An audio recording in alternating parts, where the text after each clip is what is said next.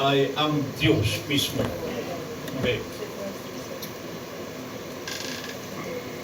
He made some to be apostle, some to be prophet, some to be evangelist, a pastor, and a teacher. Ang sabi niya yan, for the perfecting of the saints. Yung ibang mga version na wala yan eh. Perfecting ba yung sa inyo? Okay. Ibig sabihin, good yung inyong version. For the perfecting of the saints, ano pa? Ano? Work of the ministry, number 2. Edifying of the body of Christ. Yung pong edifying, ang ibig sabihin yan, furnace. Itong fivefold ministers na ito, ibibigay nila lahat yung pangangailangan ng iglesia. Hallelujah. Ano pa? Until we all come in the unity of the faith. Until our faith become one faith. One God, one faith, one baptism.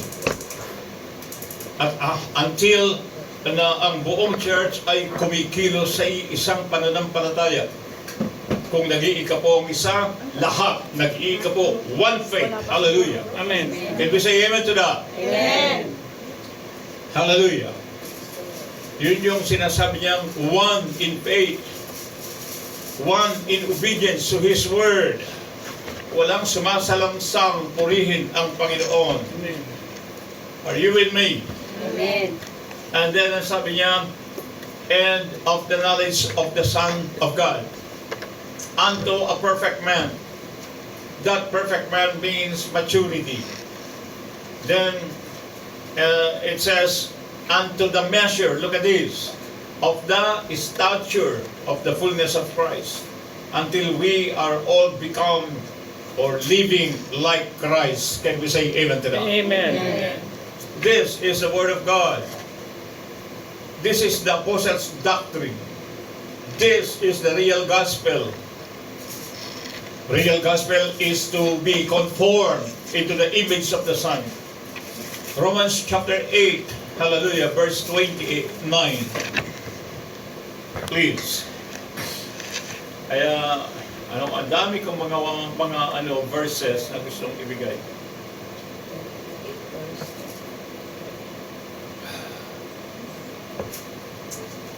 Tingnan mo, hanggang tayo ay umabot doon sa fullness of Christ. Wow! Grabe yan. Grabe yan. Tatlo po yun. Come into the unity of faith, knowledge of the Son. Hallelujah. Romans 8:29, please. Dahil nag-aaral po tayo, mag-take note po kayo, ha? Yung mga libro nyo, pwede nyo sulatan. Pwede nyo nang ilagay yung inyong mga pangalan sa inyong libro. In verse 28 says, as we know, and we know that all things work together for good. To them that love God. Do you love God? Yes. To them who are called according to His purpose. And what is His purpose? For whom He did foreknow, He also did predestinate. Yung foreknow, ibig sabihin yan, before the foundation of the world, God knows you already. Hallelujah. He also did predestinate to be conformed to the image of the Son, that He might be the firstborn among many brethren. That means the life of Jesus Christ will be the same life we have, the church. Amen po ba? Amen. Living like Jesus. To be conformed, you are not just saved, but God wants you to be conformed. Amen? Amen. You are predestinate. Itinalaga ka ng Diyos to be conformed into the image of the Son. Hindi ka lang naligtas. Ang gusto ng Diyos, mahubog ka katulad ng buhay ni Kristo. Can we say amen to that? Amen. That is our destiny. Sons of God. That is your fate. That is your destiny to be like the Lord Jesus Christ. That is the real gospel. Hello. Amen? Amen. That is Christianity. The whole course of Christianity is to be conformed into the image of the Son. Every day, we must be changed from glory to glory until Christ formed in you. Can we say amen? Amen. I love that. I like that. That is God's plan for you. This is the gospel. Hallelujah. Hello? Amen. Yeah, this is the gospel. The gospel of Pentecost is God the Father, through God the Son, through God the Holy Spirit, displaying God the Son to a human vehicle called the church. God wants to conform us into the image of the Son because God wants to display Jesus Christ to this world, to this dying world through the church, by the church. Praise the name of Jesus. Amen. So the church is the vital representation of Christ. We are here to represent Him. Amen? Amen. Hallelujah. Second, the church is the expression of God's life, of Christ's life. We are here to express Jesus Christ, to show them Jesus Christ. I am here not to preach Jesus. I am here to show Jesus to you. Hallelujah. And lastly, the church is the manifestation of Christ. Hallelujah. Woo! Glory to God. That is the purpose of God for you and for me. Hallelujah. You know why? Because the church and the Lord Jesus Christ, they are one. The church is Christ. Amen. Glory to God. Purihin ang Panginoon. 2 or 3 gathering in my name, I am in the midst of them. Hallelujah. When you are moving in the life of Christ, when you are moving, conforming into the image of Christ, that is Christ. 2 or 3, there is that is Christ. He is present. If you are sharing the Word of God, if Christ is here today, what do you think? What do you think Christ will going to do? He will not stop sharing the Word of God, the kingdom of God. He will not stop doing good every day. He will continue healing the sick, raising the dead. Amen po ba? Amen. Yes. So when the church doing all these things, that means that is Christ. Christ is moving on this planet Earth using a new body. And this body is you and me, the church. So the church must become Christ. Hallelujah. Can we say amen? Sorry. Oh, I love that. Sorry. I love it. Sorry po. Sorry. Hallelujah. Today we are going to study the first lesson. This lesson entitled The Conflict, the series of the conflicts. Hallelujah. This morning we study about the conflict of the flesh and the spirit life. The conflict of life and death. The conflict of Satan and Christ's glory. Hallelujah. It is through the flesh and the spirit life. Death or life. The conflict of death and life. That is what we are going to study today. The series of the conflict. In page 9, we will see the first lesson on the lesson of the conflict. It is the testimony of life. The testimony of life. Everybody say testimony of life. Testimony of life. Everybody, one more time, testimony of life. Testimony of life. In the last chapter of this lesson, in page 10, okay, will you please look at that? The last paragraph in this lesson, verse 11, the last paragraph. this is the final conflict of the ages. What is that conflict? It is the spiritual issue of life and death upon the believers. This is what spiritual warfare is all about. Kaya yung kinuha natin kanina, the duality of nature. If Christ in His search could not find life, no matter how orthodox, how many good things it had done or was doing, how much money it had been given to missions, or whether else it is doing, then there was no justification for such an instrument. The instrument is being called a church. Therefore, it must be rejected by God. When God looked upon us, upon the church, and He could not find that life, you are rejected by God and cannot be called the church. Hallelujah. What is our testimony? Life. Everybody say life. Life. This is our testimony. This is our testimony. Hallelujah. Not you buy a motorcycle. Oh, praise God. Hallelujah. My son, gano'n. Maganda naman yung mga testimony, gano'n eh. Pero the real testimony of the church is life. Hallelujah.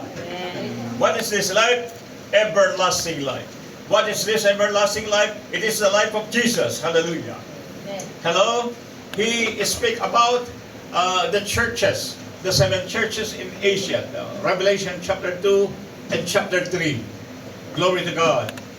Now, we look at these verses. It says, unto the angel of the church of Ephesus write, these things saith the Lord, he that holdeth the 7 stars in his right hand, that is the Lord, who walk in the midst of the 7 golden candlesticks. Please take note of that 7 candlesticks. Siguro guhitan niyo po yan. Underline that phrase. The 7 golden candlesticks.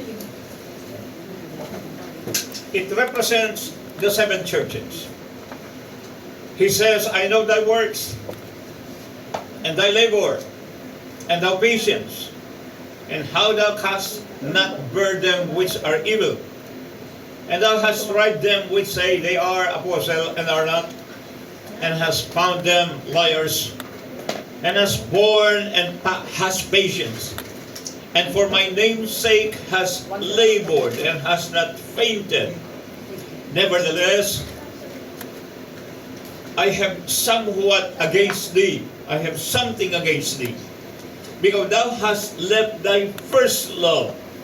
Remember therefore from whence thou art fallen, and repent, and do the first works, or else I will come unto thee quickly, and I will remove thy candlestick out of his place, except thou repent. But this thou hast, that thou hatest the deeds of the Nicolaitans, and so and so. Now, the word says, I know thy works. Maybe they evangelize, di ba? Meron silang discipleship training, di ba? Meron silang mga prayer meetings, amen? Meron silang mga study, katulad ng ginagawa natin ngayon. Pero the word says, but somewhat I have something against you. Ano kaya yung something na yun? And the Bible, the Word of God says, ye have left your first love. Ano, what is this first love? The moment we become born again, the moment we learn that we are sons of God, the moment we accept really the Lord Jesus Christ, the moment we encounter God from the verse of the Bible. Actually, the first time we heard the word of God and accepted the Lord as our Savior, as our Lord, actually we do not understand what we are doing. Right? We do not know what we are doing. The sharer told us to follow his prayer. It is the prayer of acceptance. And then we follow his prayer or her prayer. And sometimes we thought he is our Savior because of his prayer. Hindi ba, no? Mukhang sa kanya pagaling yung ating salvation. We do not understand that. Totoo o totoo? Oh. Meron mga special people na yung first encounter nila sa Lord, yun na mismo. May mga ganon. Pero ako hindi. I was in the church at 6 years old. My two brothers are pastor of the Assemblies of God. Fruit of Lesser Sangral in Intramuros. Oh? They went to the Bible school of the Assemblies of God. So, what will happen next? So, of course, they wanted to our family to be born again also. So, at the age of 6, dinadala nila ako sa mga Bible study. But I do not understand that. I heard the word, but I do not understand it. And then, I was with them in 1974. While in those days, I was struggling in my life. 1974, I attended the church in the Bethel Temple. Bethel Temple is located in Taft Avenue. The pastor then is Lester Sambron. Okay? But there are some another pastors, Filipinos and Americans. That is the biggest church in those days. They have 54 satellites, churches in the Philippines. In those days, the biggest so far. Today, the Assemblies of God became two, divided into two. Your church, Assemblies of God here, are under Pastor Dave Sobrepenia, because I see your logo. It is a white logo. If that logo is black, then that is Malusay. Tama? Hello? Okay. Parang dalawa na yung Assemblies of God. Pero hindi nyo alam, tatlo yan. Tatlo. Yung North Assemblies of God, sila yung nandoon sa pagitan. Pagka daw nagkasundo na yung dalawa, saka sila sasali. Hindi na magkakasundo yan. Ewan ko. It takes a miracle. Amen? Patayin mo yung dalawa, magtayo ka ng bago, baka sakali pa. Woo! Ay, naku, Diyos ko, nakakatakot. Okay. The Word of God says, you left your first love. It is better if you, makipag-divorce ka na lang sa Lord kaysa yung nagsasama kayo, pero you don't love Him anymore. Okay?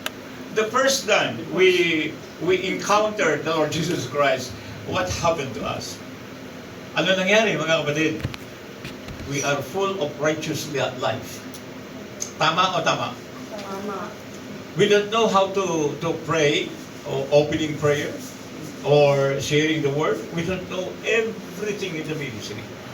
But what we know is we love God deeply in our hearts. Is that right? And because we love Him, we do not commit sin. Praise the Lord. What a clean life. Righteous life. Oh, what a clean life. Amen? Amen. We are full of joy. We are full of peace. Is that right? Grabing buhay yan. Oh, what we know is we love God. That is our first encounter with God. That is our first love to God. Glory to God. Why we do not commit sin? Because we love Him. Amen. But after a few,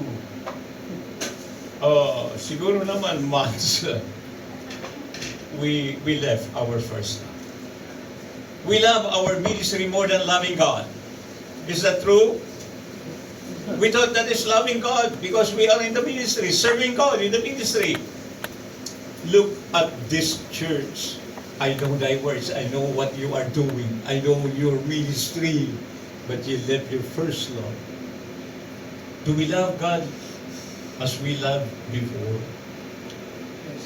Before that moment of encountering God, we just read as one verse in the Bible, and my God, we encounter Him. In that verse, do you remember that?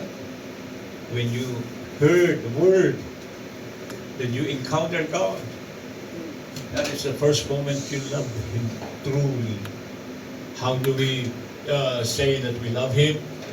We do not love sin anymore. We love righteous living. Hallelujah. Hallelujah. Hallelujah. Wow. We do not get angry. Hello? Oh, I love the time. And until now, I feel that love with the Lord. Hallelujah. Glory to God. You see, I do not get mad. I do not get angry. Hello? I have no doubt upon the Word of God. I trust Him. I love Him. Wow. Hey, andyan pa kayo? Amen. I have no worry. Are you still worrying? Of course, yes. Mahirap lang mag-amin. It's so hard, Brother Joshua, to say amen.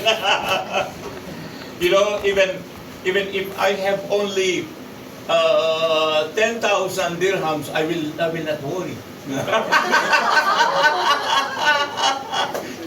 Glory to God. Are you with me? Hallelujah. I don't feel worry. I don't feel angry. I don't feel sad. I don't feel. I have no fear. Hallelujah. You know what I want? You know what?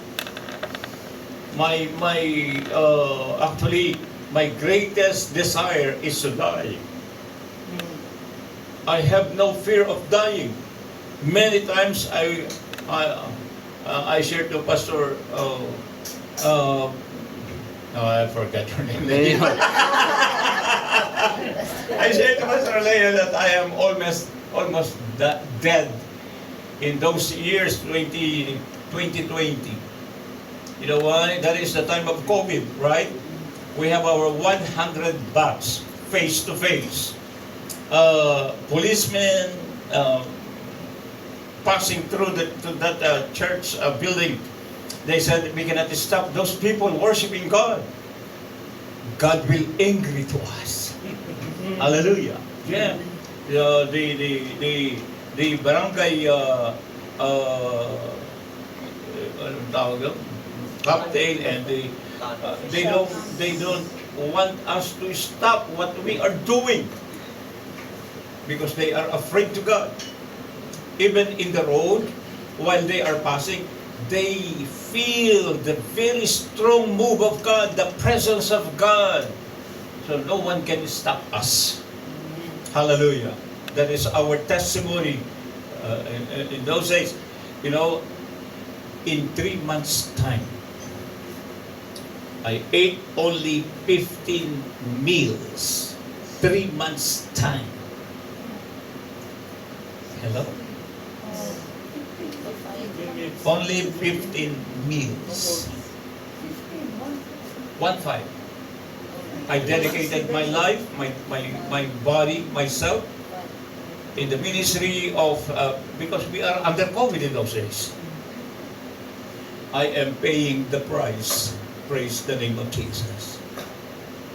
Then one day, they rushed me to hospital. I know what will happen to me. I know it. I know when I know. That is very dangerous to me because I am a diabetic person. Severe diabetic person. But I am willing to die for that box of 100. So I gave my life. Hallelujah. The Bible says, present your body. That means present is to sacrifice your body. Let your body become the body of Christ. Hallelujah. So I pay the price. I do not want to eat. I just drink water. Sometimes coffee. Okay? And my body become weak. I travel by motorcycle only, tricycle. Sometimes I travel 5 hours from Tarlac to Pangasinan. We are working in the ministry of the School of Christ in Western Pangasinan, 10 towns of Western Pangasinan. The heat, the rain, you cannot imagine that. Tiredness of the body, preaching the Word of God every day. Hallelujah.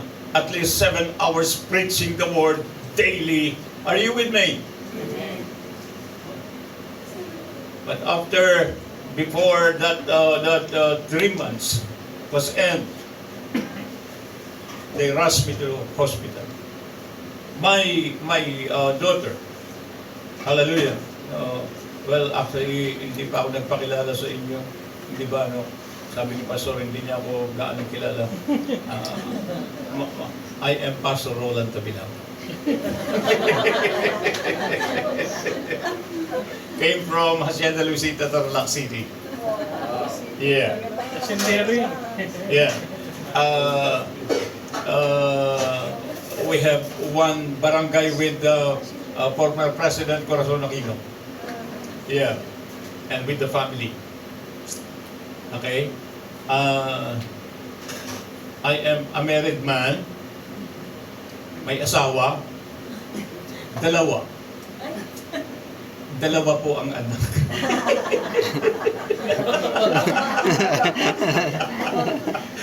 Brother Johnson, don't understand. At least sa English, hindi mo magagawang sabihin. Bethlehem and Israel.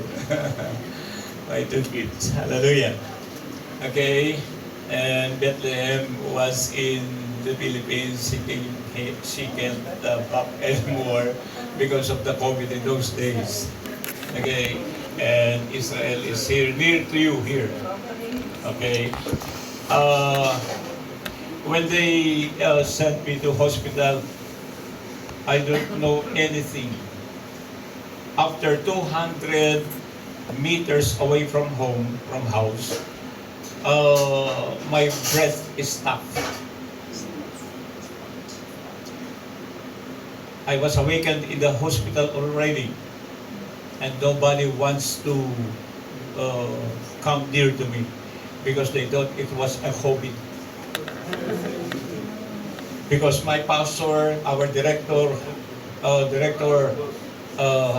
Pastor Reyes, died by a COVID. All staffs were ano ba yung nahawa? Affected by COVID. We are all affected. And majority of the students also. We have 174 students of the School of Christ in those days. Hallelujah. So they don't want to come near to me because they thought it was a COVID. But then the doctor says, it is not a COVID. After a day, okay? Maybe, they said, maybe, this is the sigurado. Maybe it's a dengue. So they checked me about that dengue. And I am negative to dengue. Until finally, the doctor said, "Oh, you are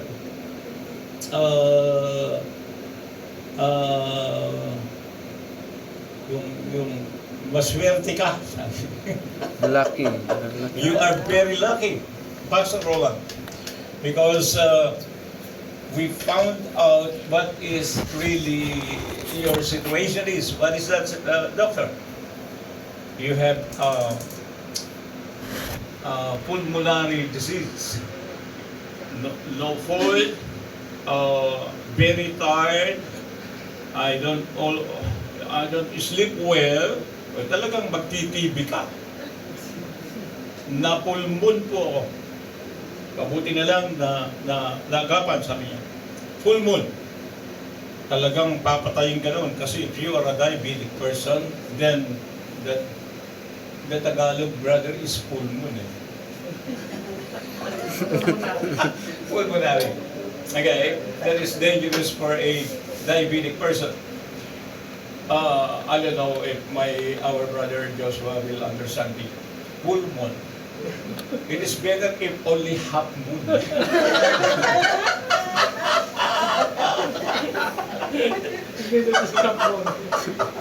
The problem is full moon.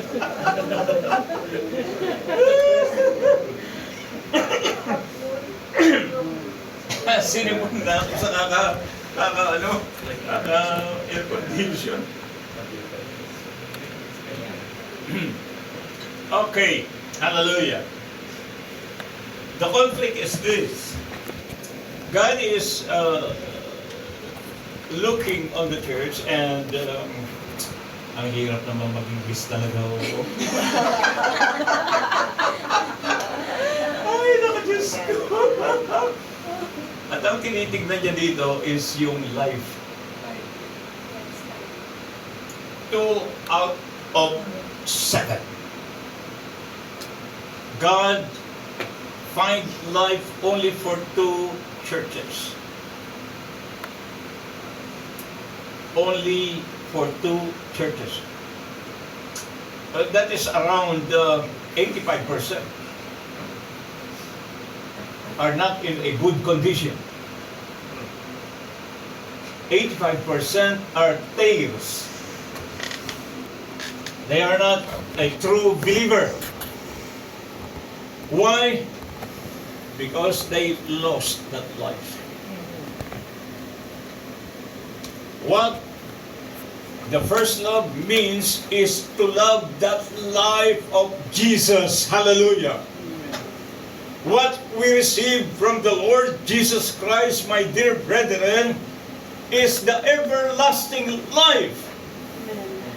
In John chapter 1, verse 4 says, well, in verse 1, in the beginning says, was the Word. And the Word was with God. And the Word was God. Same as in the beginning, God. In verse 4 says, in Him was life. And life is the light of man. Hallelujah. In John chapter 10, A and B, it says the devil comes to steal, to kill, and to destroy. But Jesus Christ said, that I am come to give you life, and that you might have it more life, and that you might have it more abundantly. Abundant life. So that life, mga kapatid, is a progressive life. Can we say amen to that? Amen. Hindi po yun stagnant life.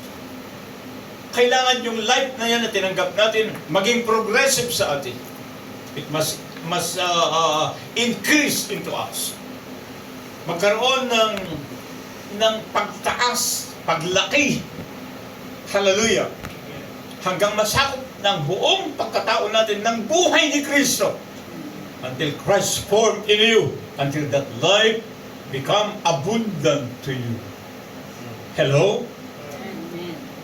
I am come to give you life. Yun ang una nating inibig. Yun ang ating unang minahal. Ano yun? Yung buhay ni Kristo na ating naranasan. Na sinasabi natin, hindi ko ito iiwanan.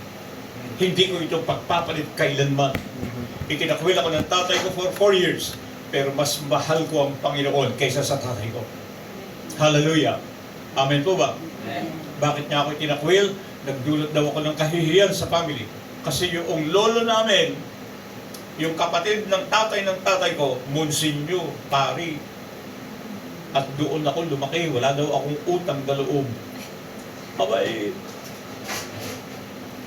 kahit utang na atay, wala ako eh.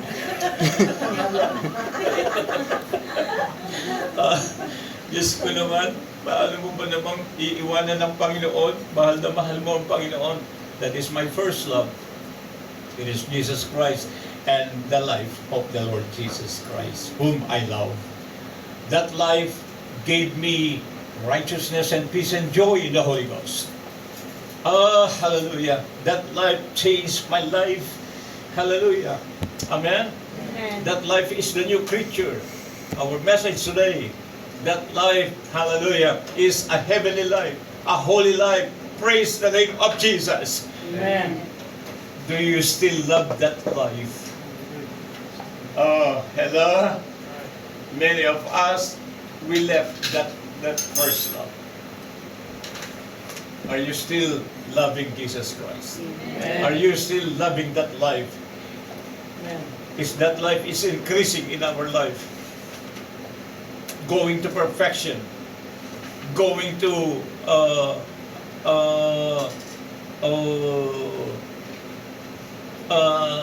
tawag dito, the final of it is sanctified life. Hello?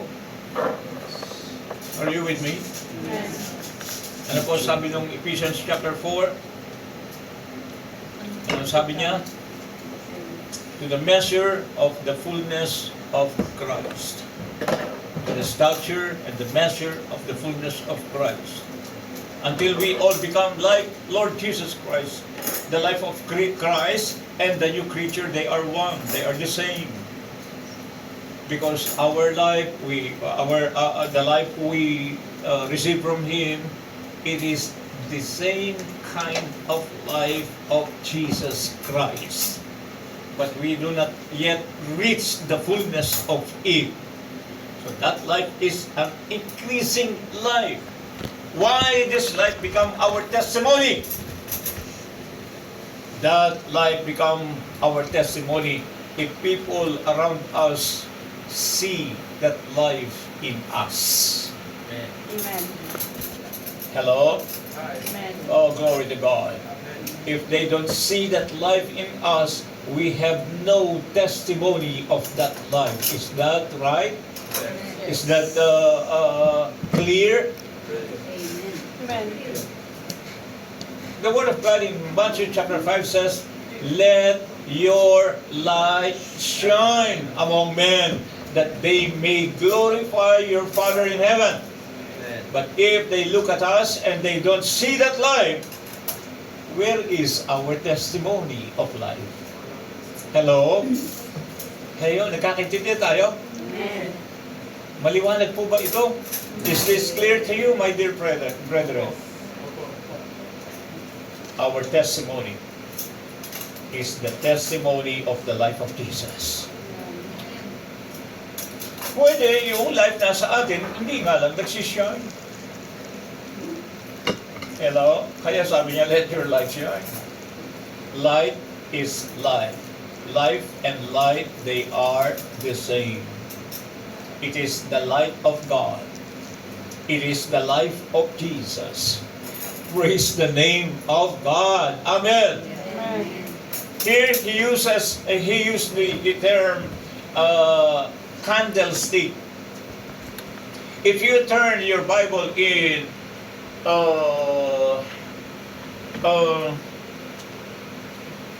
Zechariah chapter 4. Zechariah chapter 4 verse 1 to 6. We will see this candlestick, and you understand that this candlestick is a church, the 7 churches. Zechariah chapter 4. Hallelujah.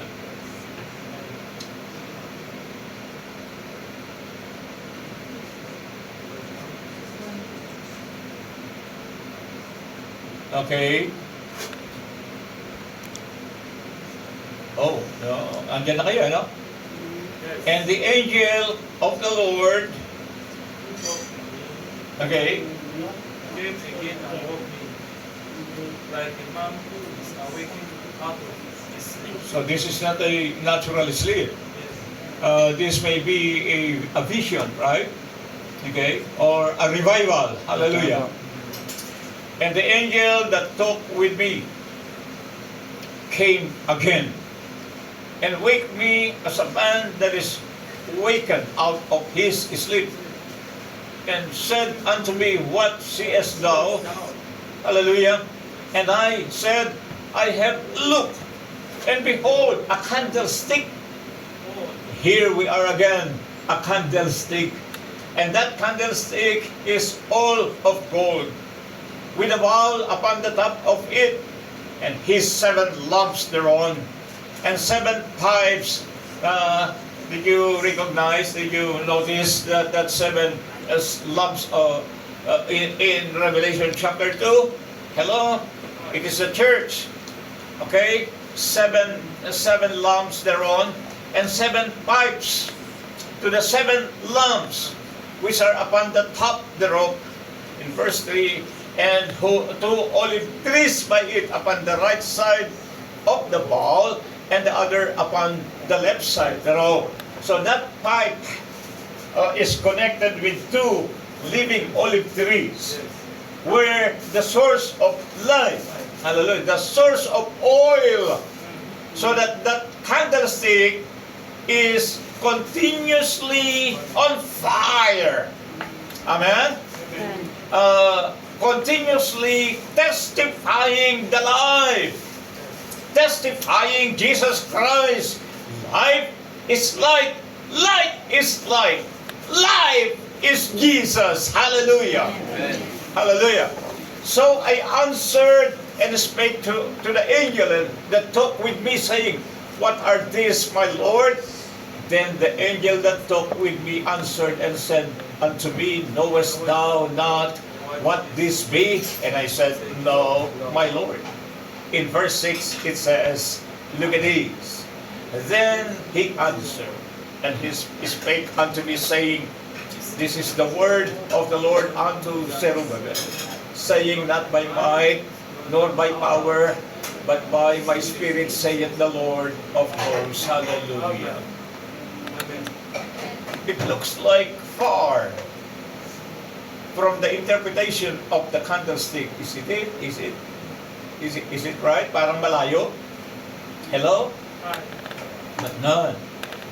This is the perfect example. The 7 lamps in Revelation 2 and 3, the 7 churches.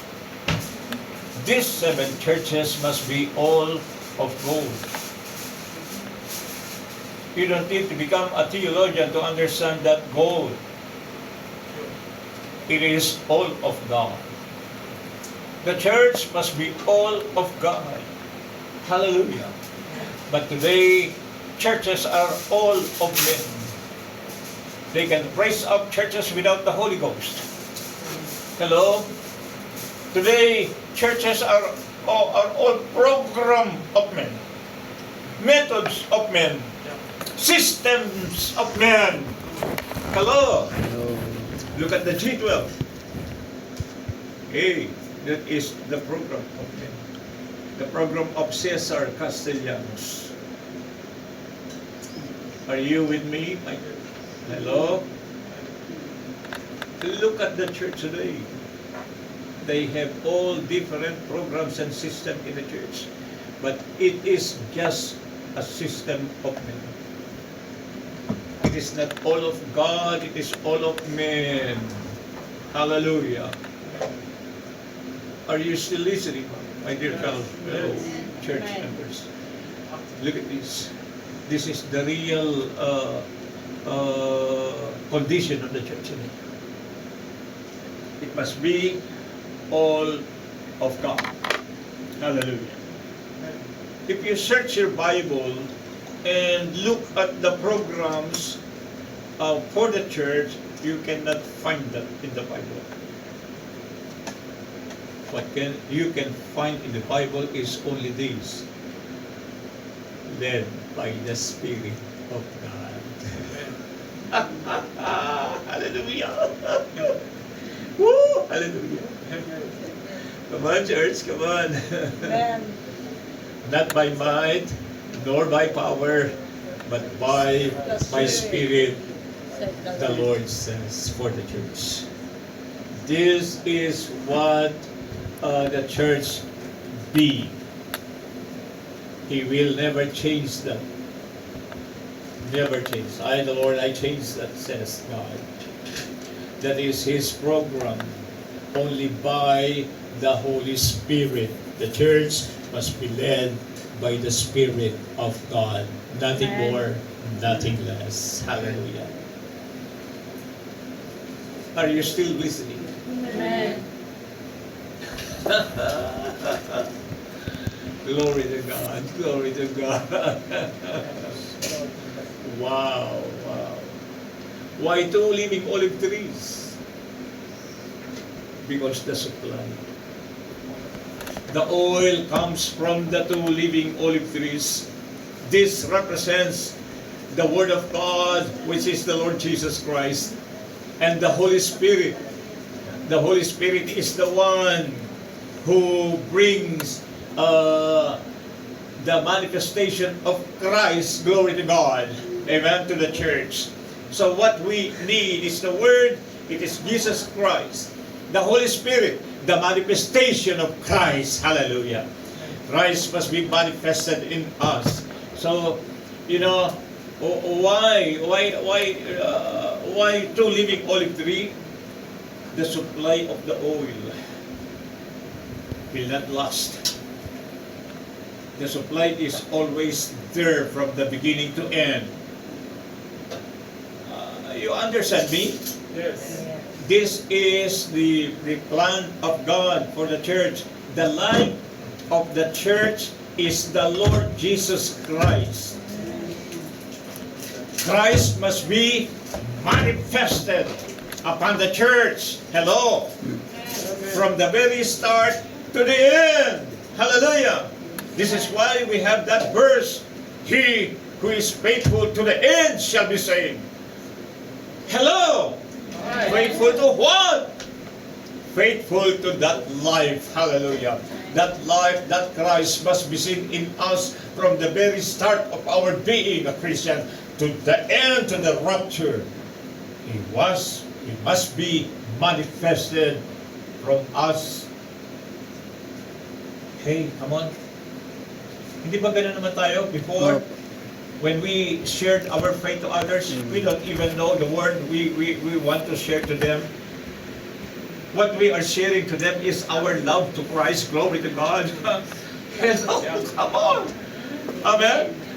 Because we love Him. We have a testimony what God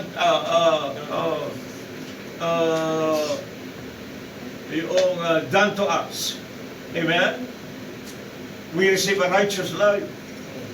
We have boldness. Wow. We know we are free from the bondage of sin and death. Look at that. Grabe talaga. Grabe talaga. You know what is that? Your love to God. I share His goodness because I know He loved me. Hallelujah. And still until now, I am sharing the Word, but today it is much more deeper now. But my love to Him is greater and greater. Hallelujah. Hallelujah. Amen. Oh my God. Hallelujah. I'm not lying. And I know you feel that love to God. I love Him more and more and more. Glory to God. How do I show my love to God? Anong paraan? I don't want sin. I love Him, and because I love Him, I reject all sins. Hallelujah. If you love me, you obey me. Amen. Amen.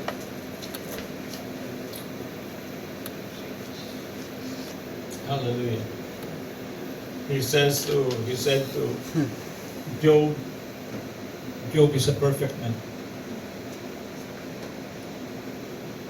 Why Job become a perfect man? Because he fears God and avoid evil. You know what does that mean? Because he loved God. He fears God means hindi siya gumagawa ng kasalanan. He reject all sins. He shoot all evil. Oh, praise God for that man. And God, according to His standard, that man is perfect. If you fear God and avoiding all evil, then you are a perfect man in the sight of your God. Praise the name of Jesus. What is our testimony? Life. This life, my dear brethren, was with Adam when he was created by the Lord. The breath of God, the Spirit of God, the life of God was given to him. Hallelujah. Yung breath of God, that is the life of God. That is the Spirit of God. Hiningahan niya si Adan sa kanyang ilong at ang tao became a living soul. Hindi lang siya soul, but a living soul. Why? Because he obtained the life of God. Okay. But that life was lost when Adam take the tree of the knowledge of good and evil. He lost that life. The day you eat of it, God said, "He shall surely die." And Adam died in the life of God. He lived differently. He lived in another nature. And that nature came from Satan, the sinful nature. But when Jesus Christ came, He said, "I am come to give you life."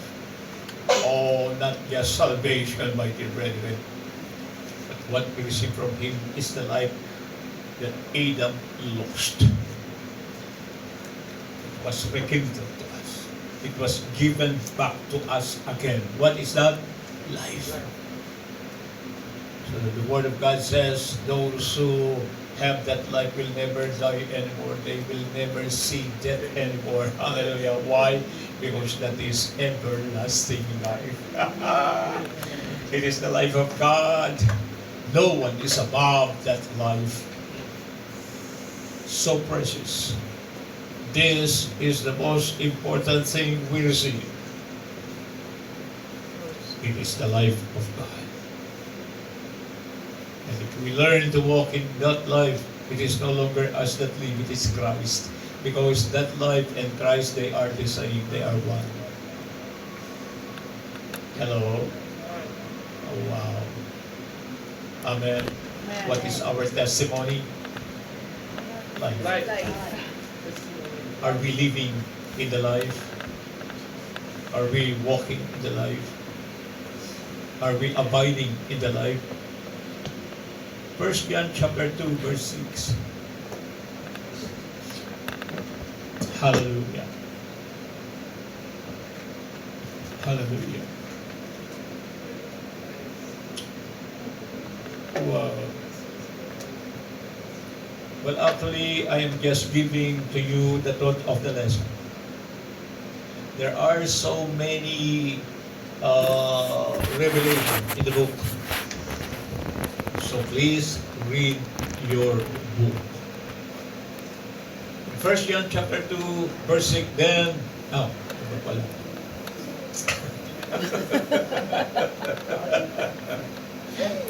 Hallelujah. He that saith, Abided in him. he abideth in him, in Christ, ought himself also to walk, Even as to live, hallelujah, even as he lived, even as he walked. Praise the name of Jesus. If you say you are abiding in Christ, you must live the life of Christ. You must live the testimony of His life. Can we say amen to this? Amen. I live on what I believe. Praise the name of Jesus. That is faith. You must live the life of Jesus. If you says you are abiding in Him, Christ and you must be in the same line of life. Amen. Praise the name of Christ. Hallelujah. Are you learning? Amen. Oh, what is our testimony? Life. Life. What is that life? The life of Christ. God's life. Jesus' life. Hallelujah. Hallelujah. So if you live the life of Jesus, you have the greatest testimony on earth. Can we say amen to that? Amen. I live for Jesus only. Jesus or nothing. Hallelujah. Praise the name of Jesus. Next, the controversy